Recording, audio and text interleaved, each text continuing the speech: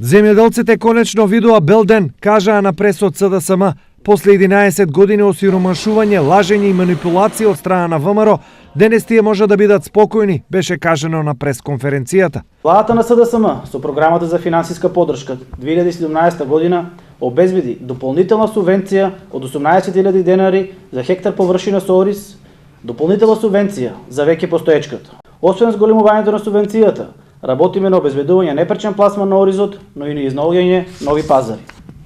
Што се однесува до зорената нафта, измените на Законот за земјоделство и рурален развој се веќе готови. Земјоделците годинава ќе имаат поевтина нафта, со што значително ќе им се намалат трошоците за производство. Пресконференцијата на СДСМ доаѓа откако вчера ВМРО ДПМН исто така на прес обвини за негрижена власта кон оризопроизводителите. СДСМ пред изборите вети дека цената на оризот ќе биде 25 денари за оризова арпа, додека пат белиот ориз ќе биде 50 денари. СДСМ вети, СДСМ излажа. Цената на оризот во моментот е 35 денари. СДСМ ветуваше зелена нафта за земјоделците.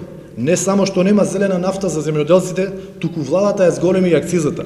Ова во СДСМ го оквалификуваа како создавање на вештачки проблеми и пласирање на лажни вести. Очигледно е дека и новите лица на ВМРО ДПМН, Христијан Мицкоски и Иван Јорданов, продолжуваат со штетните политики на создавање вештачки проблеми и пласирање лажни вести, кои што се препознатливи за нивната матична партија, а се во спротивност со интересите на граѓаните на Република Македонија.